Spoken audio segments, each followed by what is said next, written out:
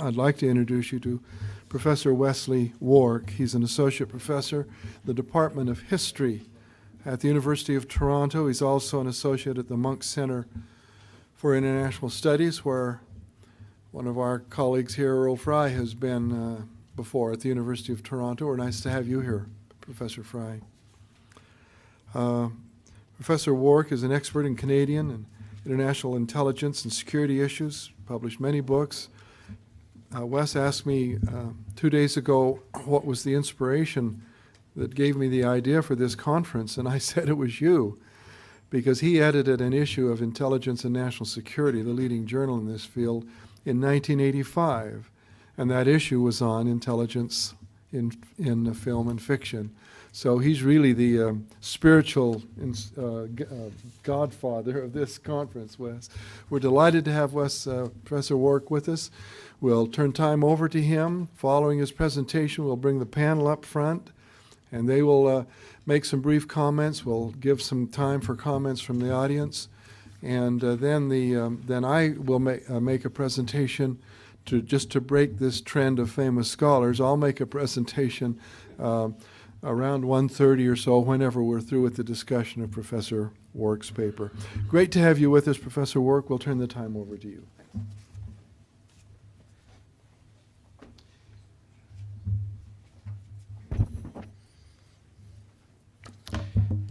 It's a great pleasure to be here. My first trip to Brigham Young University, my first real exposure to the culture here. Mormonism doesn't have a big presence in Canada, so I've learned many interesting things about it. It's also nice for me to be in this environment. I used to live for a time in Calgary. I miss the mountains. It's nice to see the mountains so close up. It's a lovely, lovely environment you have here. I have a problem, which is that I'm coming to you, and I'm glad that there's an impressed audience, and we'll see if I can impress you subsequently. But I have a problem because I'm performing for you as a colonial appendage of Professor Christopher Andrew. This is a phenomenon that Canada and Canadians thought they had put behind them long ago, starting in 1867, but never fully. And I should just explain that I have long been a colonial appendage of Professor Christopher Andrew. I had the great good fortune to be a student of his in the, when was it? A long time ago, to betray neither of our ages.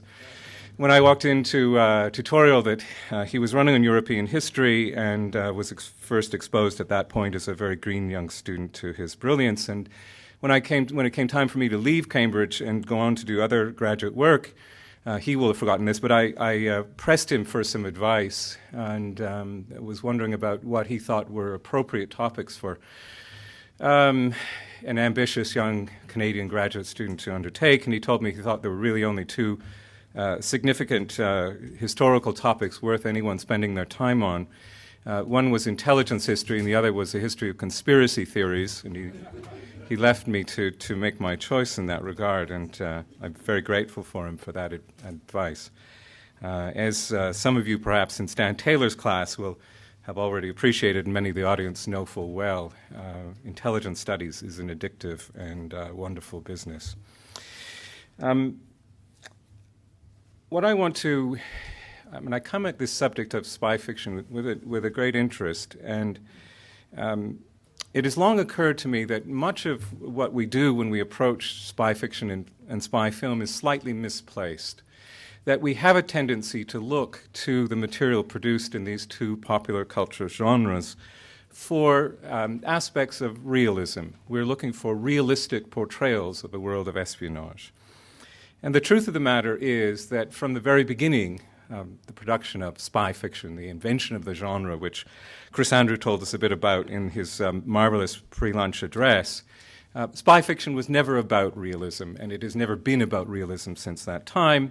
And spy films, generally operating on the back of spy fiction production, have never been about realism. So we are chasing, in some respects, an inappropriate target when we go after the realistic quotient or the trafficking in realism, which we assume, I think, quite wrongly, is at the heart of spy fiction and spy film. What these popular culture genres do is create parallel worlds. And sometimes the ways in which those parallel worlds touch on the reality of espionage can be interesting, but I think we shouldn't lose sight of the fact that spy fiction, and I'm mostly going to be talking about spy fiction in this address, spy fiction is a parallel world. It's a world of imagination and fantasy. And it in fact engages not in portrayals of reality, but it engages in what I call the pretense of realism. And it engages in the pretense of realism and has done so from the wonderful days of either Rudyard Kipling or William Le Queux, both of whom Chris mentioned, for a set of goals that we should appreciate, partly to capture an audience, partly to add to spy fiction's desired thrill quotient, partly to open up a space, and I think this is very important, to deliver political messages. And also because spy fiction traffics in, and I think this is very important, a kind of vision of, in fact, human destiny and how historical change operates. What is at the heart of a lot of spy fiction, in addition, if you like, to the pretense of realism or the avoidance of realism, is the pursuit of a theory of history which used to be captivating and popular and is now long forgotten, but it's a theory of history which we used to call the great man theory of history. This is really what spy fiction is all about. And once Stan issued this invitation to me, I was thinking, well, what do I want to try and convey to you here? What do I want to focus on? And I want to take these initial remarks and explain my choice of topic. Today's title has a kind of deliberately mysterious topic, which is the spy novels Patriot Games. I'm sure you'll be relieved to hear I don't intend to say anything about Tom Clancy and his novels, which I find, on the whole, excruciating to read.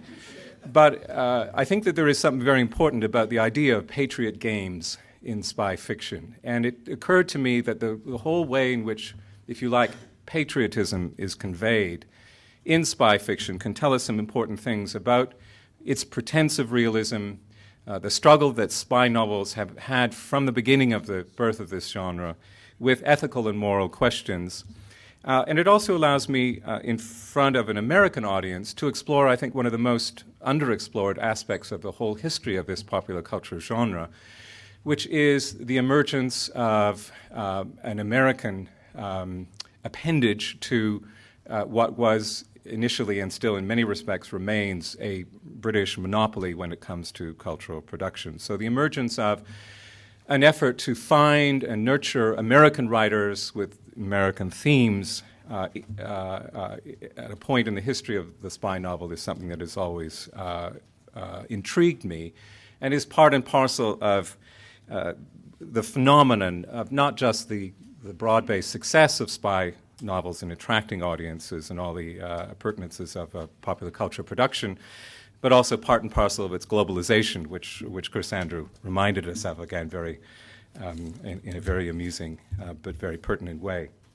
What I'm actually going to talk about, in sort of pursuing some of these disjointed thoughts, are the careers of two American spy fiction writers who were at the, I think, the sort of pioneering edge of an effort to find a distinctive American voice and presence in this English-dominated, British-dominated popular culture genre. And there are some intriguing overlaps in the career between these two writers. The two writers I'm going to refer to are a man named E. Howard Hunt, who has an unfortunate Brigham Young University connection, which I'll briefly mention, and William F. Buckley.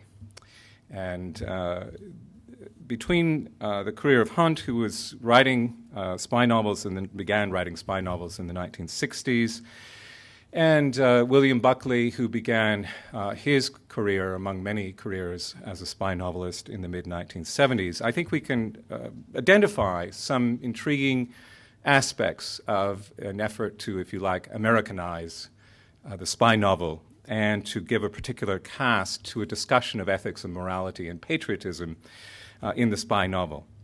And I should add, just as a footnote, that patriotism, the American version of patriotism, is something that I think a global community these days, and certainly all Canadians, are interested in plumbing and understanding. I think one of the greatest difficulties that my fellow countrymen have is really fully, although we are very close and long allies and neighbors and great trade partners and all the rest that's trotted out, I think one of the things that most fascinates and most bemuses and most perhaps confuses Canadians about the United States is in fact the quality of American patriotism, for which there is absolutely no equivalent in my country. We are very good at being nationalist. We are very good at times at being anti-American, but we are not patriots. Anyway, that's an aside. I think what I'll do is give you, because I'm presuming that very few of you have ever read any of the novels of E. Howard Hunt, and that would show excellent taste.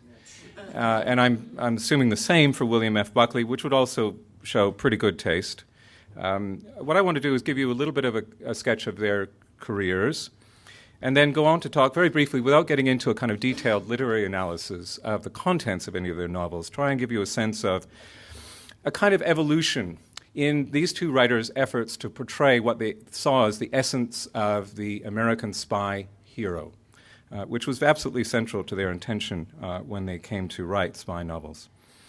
Anyway, let me begin with E. Howard Hunt, who in fact died in January of this year and published posthumously a second version of his memoirs. He'd originally published a memoir of his career post-Watergate, but came out with a subsequent version, I think on the whole little amended, which was published in March, in fact this month, this year. And alas, for all of us who hope that conspiracy theories will ultimately relinquish their grip on the popular imagination, in one of the lengthier chapters in E. Howard Hunt's posthumous memoir, he speculates at length on the CIA role in the assassination of John F. Kennedy, which is curious for Hunt to do because he was himself, as a figure, always caught up in conspiratorial thinking about the Kennedy assassination, and there was a long-running speculation that one of these mysterious characters who may or may not have been on the so-called grassy knoll was none other than E. Howard Hunt. He was never in Dallas at the time, and he was never on the grassy knoll. But this is well before most of your time. But in the midst of all of this sort of heated speculation about the Kennedy assassination and the Watergate period, a very grainy photograph of an individual on the grassy knoll used to circulate, and people thought that grainy photograph, guy with a fedora tucked over his forehead, might have been Howard Hunt. It wasn't, but curiously, conspiracy theories continue to be spun around the Kennedy assassination, and one of the perpetrators is the now deceased Howard Hunt. Anyway, Howard Hunt was born in 1918. His father was a lawyer. His mother was a talented church organist. He grew up in relatively prosperous middle-class circumstances in the United States, so his father's business in the law was badly affected by the Depression. The family survived that. Howard Hunt, for those of you looking for, I think, sort of deep psychological explanations for careers in intelligence, which both of these individuals had, Howard Hunt probably didn't have much of a loving family environment. He was farmed out to a succession of nannies and relatives, whoever would look after him for pay or otherwise during most of his childhood. But he survived all that, went to Brown University and graduated in 1940, joined the Navy, served on convoy escorts in the North Atlantic, and after an injury, falling on the frozen deck of an American naval destroyer, eventually managed to, through old boy network connections lubricated by his father, managed to join the Office of Strategic Services and went on to serve for the OSS in China in 1944 and 1945. This was his first taste of espionage, first taste of intelligence operations, and it stayed with him. After the war, he didn't immediately pursue, he didn't stay on with OSS. The opportunity wasn't presented to him. OSS, of course, was wound up, but he didn't stay with any of the successor agencies. He went instead to work for the Marshall Plan in Europe, But he did join the CIA relatively early in his life. He joined the CIA by that time 2 years old in 1949. And he had a rapid ascendancy in the agency. He became chief of station in Mexico City in 1950. And while he was COS in Mexico City, he recruited William F. Buckley as a deep cover agent working for him on kind of political action assignments. Buckley didn't stay with the CIA for very long, only a matter of months before he went off to other careers. But Buckley and Hunt remained friends throughout their lives, and Buckley offered to support Howard Hunt after his arrest in the Watergate affair by assisting him with legal counsel and funds to defend himself. In the course of Hunt's CIA career, he was, I think probably typically for that age, he was, and perhaps still, a globetrotter. He served in Latin America, he served in Europe, he served in Japan.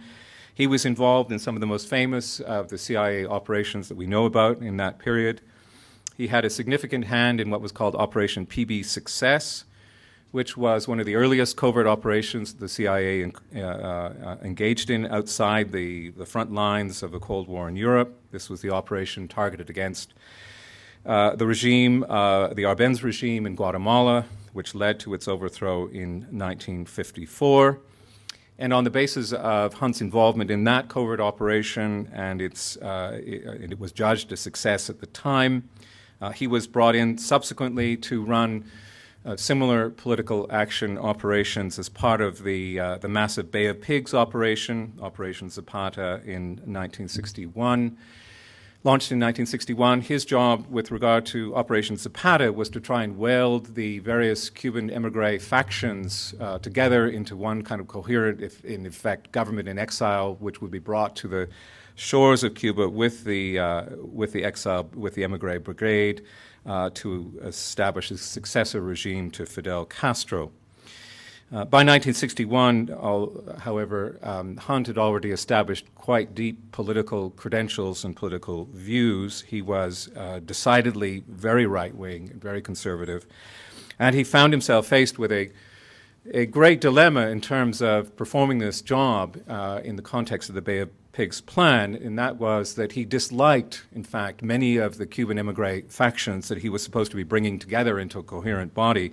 And he was particularly distrustful of those that he felt had too much in the way of a kind of pinkish-reddish lean, had some socialist connections or prior connections to the Castro regime. He didn't want to have anything to do with them, though the whole point of this emigre government was to bring these factions together and create what would be seen as a legitimate and viable and accepted post-Castro government.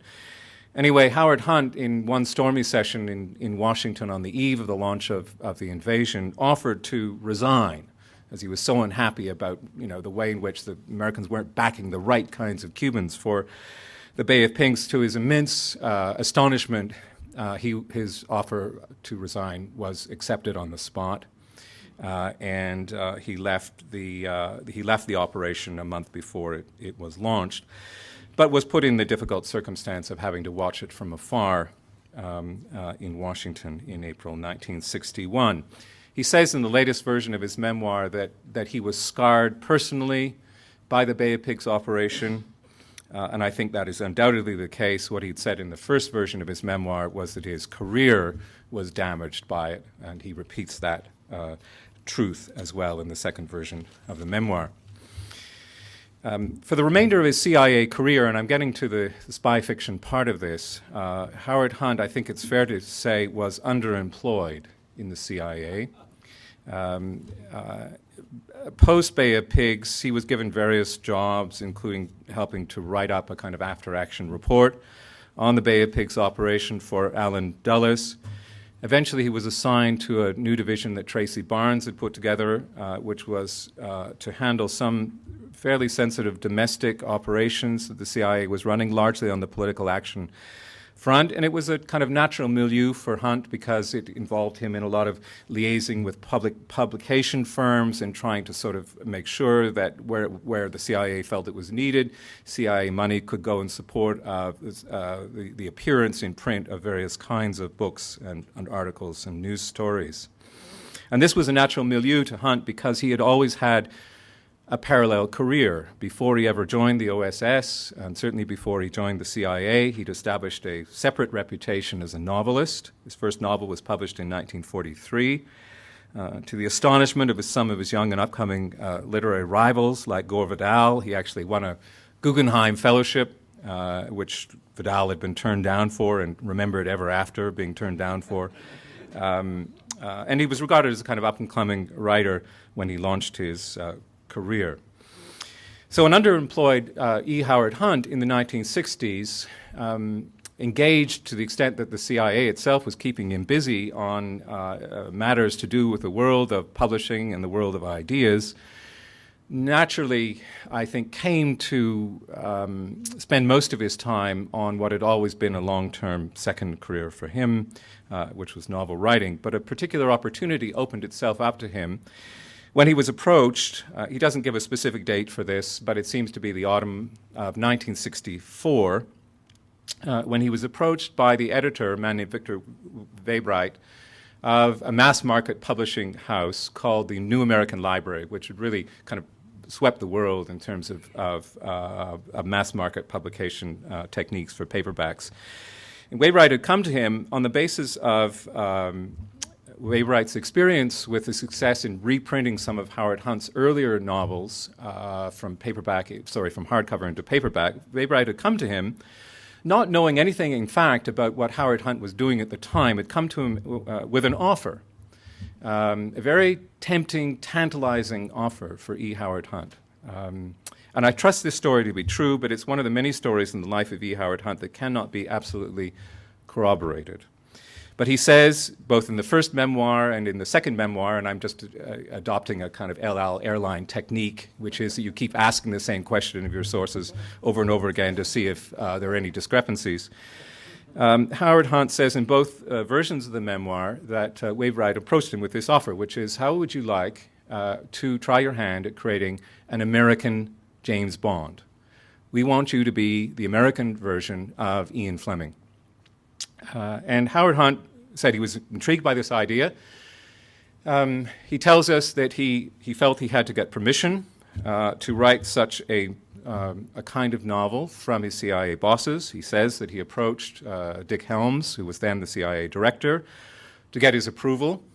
That Helms, according to Howard, was enthusiastic about this, believed, again according to Howard, that this would have benefits for the CIA in terms of boosting its image in the world. And Helms agreed with the one proviso, and this is before the Publications Review Board process came along for the CIA, with one proviso, which was that all Howard Hunt's spy novels would have to be cleared by either the director himself, Dick Helms. It beggars my imagination a little bit to imagine that Helms had time to read his way through all these novels and make comments in the margins about whether any operational secrets were betrayed or not. But if not Helms, then his deputy Tom Karamessimes. So that was the process. And Howard Hunt sat down to begin to publish in remarkably quick order. And remember, he does have a day job, although he was renowned in the office for beginning his day in the CIA gym and ending his day on the dot at 5 p.m. He nevertheless produces these novels at a great pace. The very first of them was published in 1965. I happen to have the cheap paperback version of it right here, On Hazardous Duty, complete with disrobed woman and agent who's just been shot in the abdomen. And I have to confess that having accepted this offer from Stan, I now own more E. Howard Hunt novels than does the Library of Congress, which is a national tragedy on part of your literary holdings here. Anyway, On Hazardous Duty was the very first of these novels that was published in 1965. It was the beginning of a series of novels which featured a fictional CIA agent by the name of Peter Ward. It was written under a pseudonym and the pseudonym was David St. John. This was a very cleverly constructed pseudonym based on the names of his two sons, David and John. David St. John publishes 10 Peter Ward novels between 1965 and 1971. You can do the math, that's 2 or 3 a year. He really did churn them out. But there was a problem for Hunt, so he tells us anyway. And the problem has two versions. In one version, which I'm more inclined to trust than the other, but I'll give you the provenance of both. In one version, Hunt's cover name, his literary nom de guerre, was quickly revealed inadvertently. And the way this story goes is that, and this is a figure some of us in the audience will remember with great fondness, the man who at the time was head of the CIA's Library and Historical Collection, a man named Walter Pforzheimer, had, I guess, somehow come across the fact that in cataloging Howard Hunt's first spy novel, written under the name David St. John, in their collection in 1965, a volume that they no longer hold. I don't know what happened to it, but it's not in their collection anymore. The Library of Congress had listed in their card catalog, which they used at the time, alongside the name David St. John, in brackets, the author's name, E. Howard Hunt. Pforzheimer brought this piece of information back to Hunt and to Dick Helms and said, "We have a problem. One of our agents has been exposed in writing a spy novel, which might be characterized as a form of propaganda for the CIA." And the upshot of this were discussions apparently between Hunt and Helms about what should be done. And the decision was arrived at, again, according to this version of the story, that it might be a little delicate, even at this time, for the CIA to be discovered engaged in a form of image manipulation, political propaganda on its own behalf, that there might be congressional inquiries.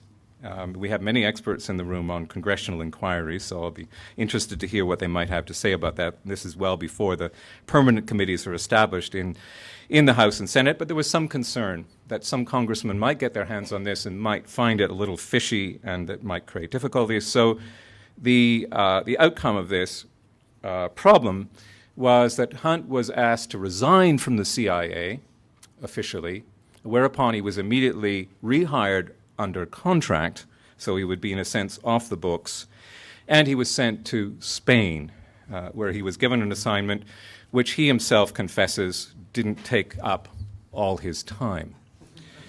So he continued to write under the pseudonym of David St. John. He had clearly forgotten how many Peter Ward novels he wrote, and I don't blame him for that, given the speed at which they were written. In his memoirs, he says he wrote 8. In fact, he wrote 10, but it's a small anomaly in the life of a writer who produced over 45 novels. Doesn't quite match William LeQueux's record, which is 200 and some. Chris will remind me the exact number, all of which he has read, I know.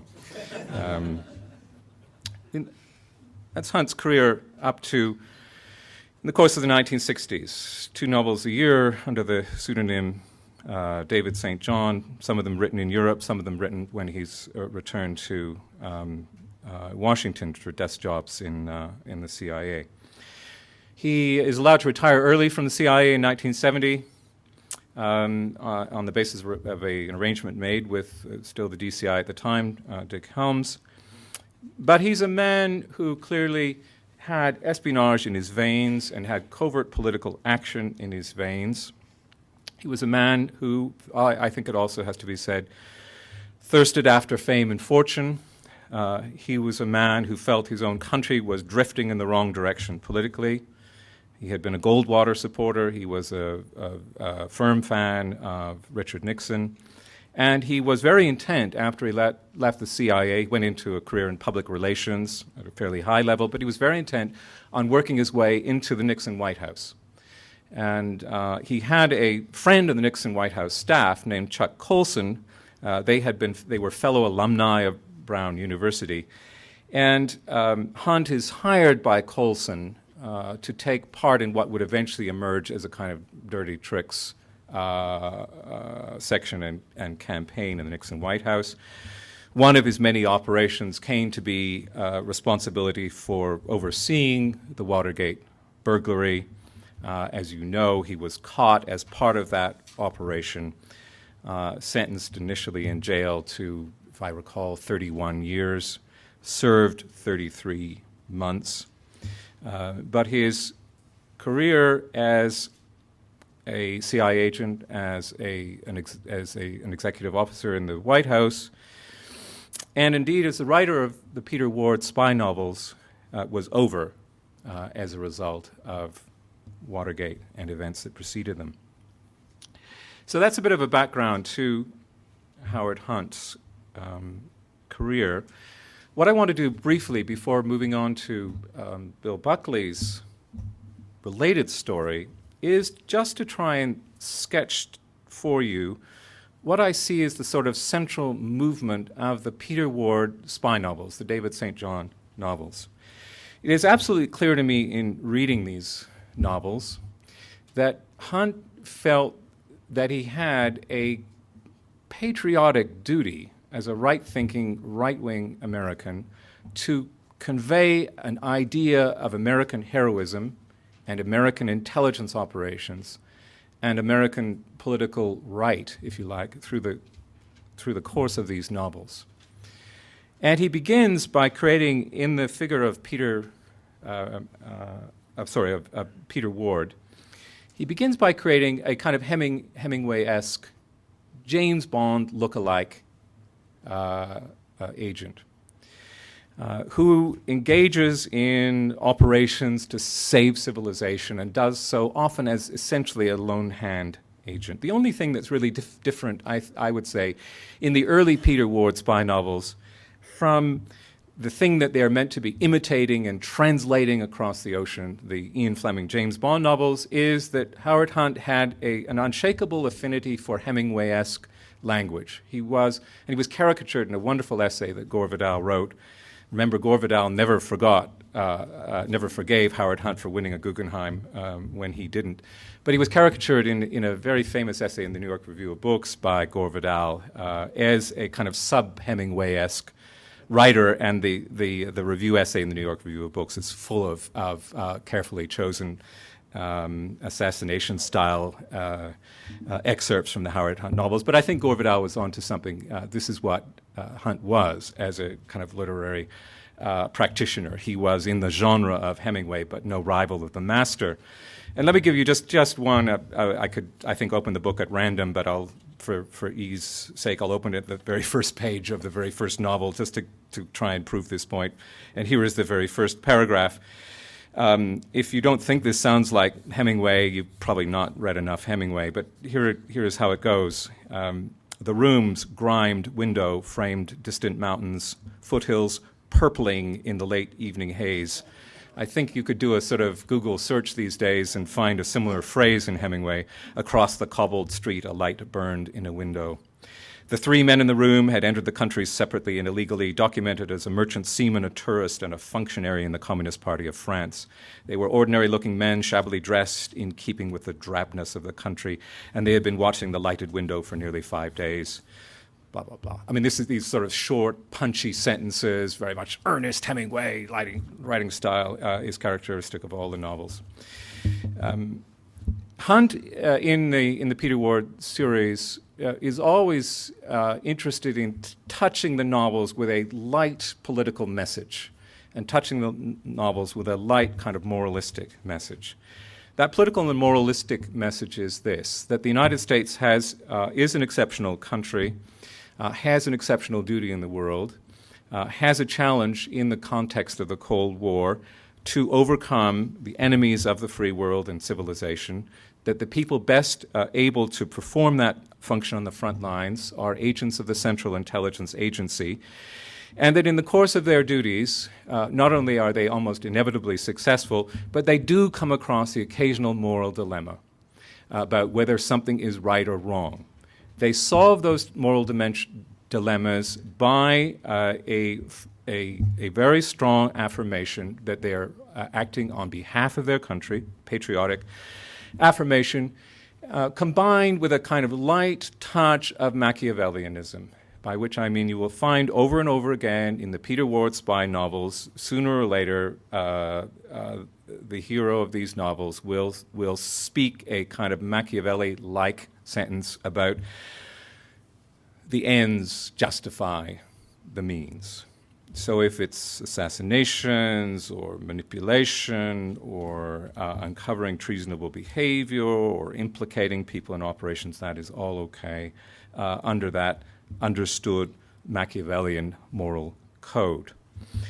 And none of this should strike us as very surprising. This was Howard Hunt's effort to do something that no one had done before, which was try to compete in the hyper-competitive world of the image of the spy. I mean, here he was up against Ian Fleming, and not just up against Ian Fleming novels, but up against, of course, that huge wave of popularity that followed the early release in the early to mid-1960s of the first wave of the Bond films. He was really up against it. And he was trying to find this kind of unique American portrait and this unique American kind of style and language. And it has to be said that he never found it. Whatever Victor Webright's hopes and expectations for E. Howard Hunt as the American version of Ian Fleming, they weren't accomplished in terms of the sales of the Peter Ward spy novels. Whatever Howard Hunt's hopes might have been that he would emerge ultimately in the literary annals as the American Ian Fleming, that never happened either. He came to fame in ways that he never expected via Watergate. But there is something that I do want to point to, and it is what I call the moral, I'm not sure this is the right word, the moral progress in the novels. And to give you a sense of this, without, again, going into great analytical detail, I want to quote from the first of the Peter Ward spy novels, the one published in 1965 on Hazardous Duty, and the end of the series, which is really encompassed in the first novel that he wrote, in which he dropped the Peter Ward character and embarked on a new series, a novel that he wrote while he was under investigation for his Watergate activities and, in fact, corrected the proofs while he was in prison. And this novel is called The Berlin Ending, which was published in 1973, and it is one of the few Howard Hunt spy novels that the Library of Congress does have. But anyway, let me give you first a small quotation, short quotation from On Hazardous Duty. This is the original Hunt version of the morality of espionage, American style. It's just a paragraph. And this is Peter Ward reflecting at the end of a successful operation against the Russians. We become lawless in a struggle for the rule of law, he thought. Semi-outlaws who risk their lives to put down the savagery of others. And here's the Hemingway-esque bit, if you didn't think that was one. And when he'd pondered the ironic contradictions once more, he got up from the earth and slowly made his way to a taxi that took him to the Crillon Hotel. So much for deep moral and ethical reflection. But something happened in the course of Hunt's career as a spy writer, and of course, probably more importantly, in the course of his own evolution from the CIA to the Nixon White House and into the loony bin of political tricks conducted within that White House, that is reflected and captured in The Berlin Ending. And you'll hear a different moral tone, I think, and this sets Hunt off in a new direction altogether. But it is, I think, an encapsulation of Hunt's progress as a writer and a man in the course of the 1960s, and you see elements in even in some of the Peter Ward novels, in which Machiavellianism is no longer enough, and an appeal to patriotism is something that Hunt himself sours on. Anyway, here's the passage from The Berlin Ending, and it again comes from a kind of epilogue where the hero of that novel, again, American secret agent, reflects on a relatively successful operation. This is what he says. It is in the political agent's interest to betray all the parties who use him and to work for them all at the same time so that he may more freely penetrate everywhere. That was the new Howard Hunt of Watergate days. And the end of I would say, an effort to imagine a patriotic, morally correct for the time American secret agent hero. Howard Hunt, of course, continues to write a whole host of novels, but he remains, at least to me, of no interest in the sense that from that point in that quotation in the Berlin ending, he ceases to have anything interesting to say about the dilemmas of a fictional portrait of American espionage. He becomes a formulaic writer set in a sub-Hemingway-esque mode and stripped of any capacity to reflect, even in the most light fashion, on politics or morality in the world of espionage. Anyway, let me turn to Hunt's long-term friend, one-time agent, and ultimately much more famous political figure, William F. Buckley. And there are many kind of parallels between the lives of these two individuals, strange parallels, but which make my storytelling a little easier. And one has to do with the story of how William Buckley came to write his first spy novel. This spy novel was called Saving the Queen, and incidentally, before I tell you how I came to write it, I was frantically scrambling as a colonial appendage to Professor Andrew to see if I could come up with a similar kind of act to his act with Stan. Could I imagine recreating a scene from Howard Hunt? I think there were enough sort of Hemingway-esque imitators in the audience to make that successful. Then I thought, well, what about William Buckley's first novel? Could I take a scene out of it? Saving the Queen, it's called. The scene that came to mind was the scene in which Blackford Oates has sex with the Queen. But I thought that probably wouldn't go down well here and probably nowhere. So anyway, that's just for my imagination. Anyway, Buckley was by the time he came to write his first spy novel in 1976, or publish it in 1976, he was a well-established figure in American political and cultural life. He was one of the founding editors of the National Review, conservative magazine. He was the host of a long-running political commentary program on television called The Firing Line. He was omnipresent as a spokesman for conservative ideals in the United States. He had a kind of unique style, kind of pseudo-Southern gentleman, a very witty man, permanently young. He drank from some kind of fountain that all the rest of us continue to look for. And he's still alive, I should say. His last online editorial in the National Review was dated, I just looked it up, the 24th of March, 2007. Anyway, he came to the spy novel in this fashion. It parallels, I think, Howard Hunt's story. He was approached, as Howard Hunt was, by a publisher, in fact, an editor friend at Doubleday, who, in the course of a lunch conversation in which Buckley says, and again, these are one of these stories that can't be corroborated unless you rely on the memory of the author, in which the editor says, "Have you ever thought about writing a spy novel? How would you like to write a spy novel?" And Buckley, and he obviously remembered this as a famous bon mot because it appears many times in his various essays, turns to the editor and says, "How would you like to play a trumpet concerto?" This is typical of Buckley wit. He thought it was very, very funny. Anyway, Buckley found a contract for a novel on his desk the next morning, and he decided to take up the editor in this task.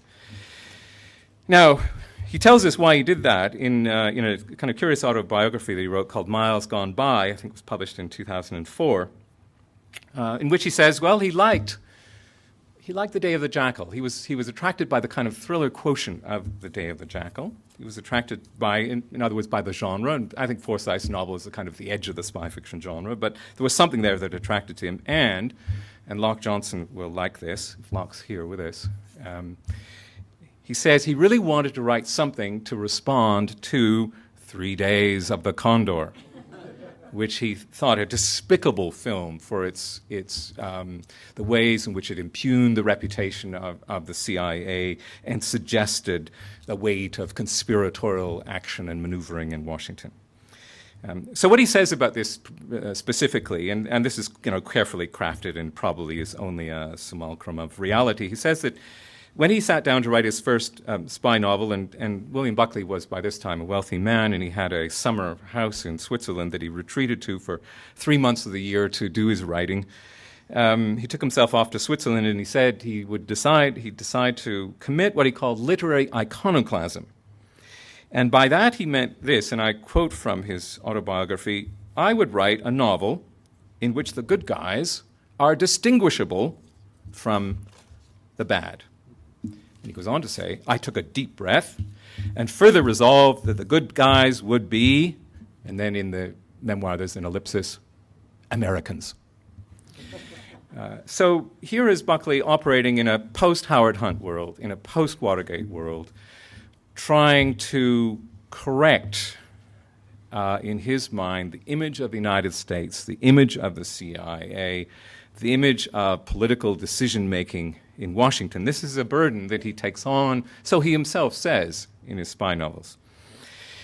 And I, for the purposes of this paper, decided to focus on the first three, which are Saving the Queen, published in 1976, Stained Glass, published in 1978, and the third novel, Who's on First, published in 1980. And I decided to concentrate on those three in thinking about this paper because, alas, William Buckley is afflicted by a phenomenon that sooner or later afflicts almost all spy fiction writers, although not all, but almost all, which is becoming formulaic. I think he really did after these first three novels.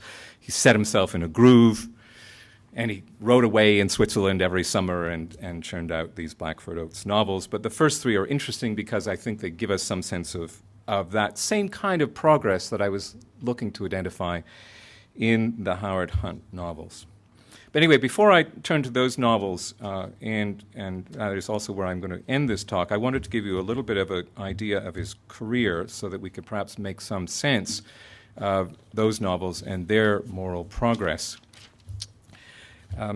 Buckley was born a little later than Howard Hunt, born in 1925, 7 years his junior. He was born into a large Catholic family, 10 children.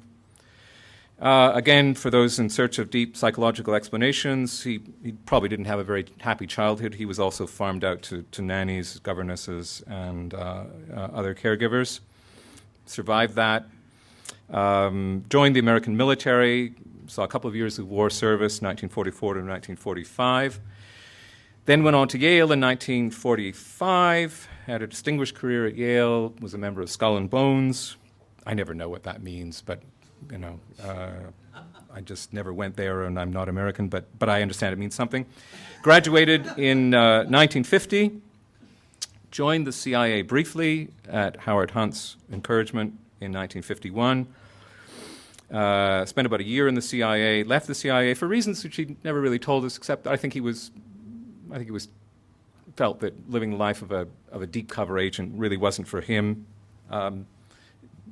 William Buckley was was a little bit like my 6-year-old, a nonstop talker, which is not the best characteristic of a deep cover agent. Anyway, he felt probably a little bound up by that world, but he left the CIA in 1952, went on to found the National Review with James Burnham and Wilmore Kendall in 1955, ran his famous television program Firing Line from 1966 to 1991, and as I say, is still writing for the National Review today. There's an entire bibliography, published bibliography, with thousands of entries, which lists all his work. So there's an interesting progress in the Buckley novels from Saving the Queen in 1976 to the third of them, Who's on First, in 1980. And Buckley has taken up, I think quite consciously, the cudgels that were first presented to Howard Hunt. His idea is that he's in search of creating the American version of James Bond. He's in search of creating an American spy hero which would encapsulate, as indeed in Fleming in his own peculiar nostalgic fashion wanted to encapsulate British values, wanted to encapsulate American values, and as that quotation that I mentioned to you earlier suggested, really wanted to put the United States and the CIA in the best possible light. this was an onerous task given the political climate of the 1970s, post the end of the Vietnam War, post Watergate, in the midst of the congressional inquiries into the CIA and so on. It was a challenging environment to come up with such an American spy hero, but Buckley wanted to have a shot at it. So in Saving the Queen, what he produces is a very, what his own biographer calls a very glib and sophomoric tale. And I think that's a very accurate capture of the quality. This is a kind of romp through the conventions of the spy novel in which Blackford Oates, as a CIA undercover operative, borrowing perhaps very, very loosely some of the tradecraft that, and training that Buckley himself had gone through, is posted to London to get to the roots of how American nuclear secrets are being leaked to the Soviets. It's discovered they're being leaked out of the circle around the Queen. And so Blackford Oates, in the course of these investigations, manages to seduce the Queen or be seduced by her. But it all ends happily, in more or less, in the leaks are staunched, and Oakes is successful. There is nothing in this novel really by way of an advance of the kind of Howard Hunt arguments about Machiavellianism light and moralism light. Buckley just doesn't engage with this at all.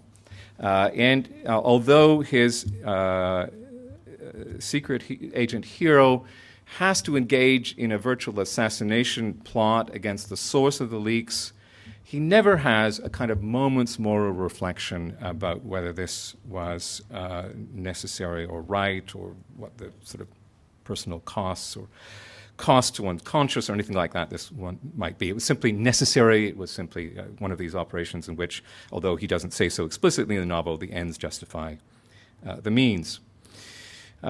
There is, though, an interesting progress in these novels beyond this point. Robin Winks, who many of you will know, a very fine commentator on spy novels and, in fact, a undercover spy novelist himself during his long career, said that this was the first novel he'd ever come across which was really a drawing room comedy in the form of a novel, a kind of novel of manners in the form of a spy novel.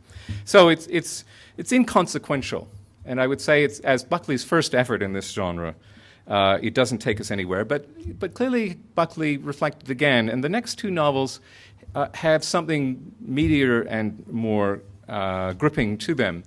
Because in the next novels, in Stained Glass and in the final of these three that I'm going to talk on, Who's On First, Blackford Oates is increasingly drawn into ever more convoluted and conspiratorial espionage operations in which he is often thrust into the dilemma of having to put people up for sacrifice or sacrificing people that he liked immensely. In the middle of these novels, Stained Glass, he is party to an assassination of a man he's grown very close to, who is threatening world peace because he has become a wildly popular figure in Germany, calling for the unification of Germany. And in these novels, you do begin to get Buckley, through his fictional Blackford Oates character, kind of reflecting on the moral weight of intelligence operations, the ethical dilemmas, and on what kinds of calculations might justify these things. In other words, Buckley has landed himself in a world already explored by John le Carré, though never really explored by Ian Fleming, and is doing his best to find his own route through it. I don't think, to be honest, before he turns into a formulaic writer, he gets very far with this. But there is a progress between the first and third of these novels, and it's a progress that I think is ultimately marked by this third novel, Who's On First. And I'm just going to read you a passage from this novel, which is, I think, more or less where William Buckley ends up in terms of his own personal effort to convey the challenges of heroic American intelligence. And this is what he has Blackford Oates say in a kind of epilogue speech in Who's On First. He wanted to convince himself that he had done not the right thing, Such terminology was extrinsic, he increasingly realized, to the trade he practiced. But to convince himself that he had done something he was not ashamed to have done. That's as far as William Buckley got in grappling with the moral, ethical, and indeed political dilemmas of intelligence. And in a way, I think his switch to formulaic writing, and perhaps this is unfair to him as a writer, was a process of the fact that he had come as far as he could imagine coming himself as a writer in dealing with those issues. By way of conclusion, what I want to say is this: a unique American brand of spy fiction writing got off to an unfortunate start. It got off to an imitative start. It got off to a start that was very much shaped by a desire, which is kind of uniquely Yankee, I think, to beat the competition and to find a better version of Ian Fleming and James Bond. And so what you have in these first initial efforts, which Hunt and Buckley are the leading edge, are attempts to create an American version of James Bond, but to define this American version of James Bond in American terms by making these novels into carriers of thinly disguised political messages in support of intelligence operations and thinly disguised moral justifications for intelligence in a Watergate, post-Watergate era.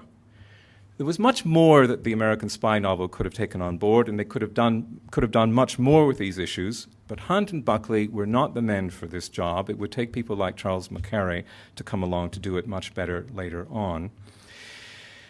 And I suppose in reflecting on our discussions yesterday, it perhaps leads us to a slightly heretical thought, which is be careful what you wish for. If you are looking to spy fiction and spy film to convey realistic political messages and to convey something in part of the ethical challenges of intelligence, you're looking to the wrong genre. It's not a genre that handles those issues particularly well, and it's not actually even central to those issues. Eventually, we were to come to have, I think, a distinctive American style in spy fiction.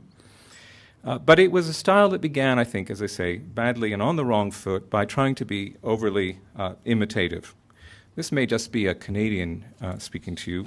Canadians are always concerned about being overly imitative or being colonial appendages. But on that point, I end. Thank you.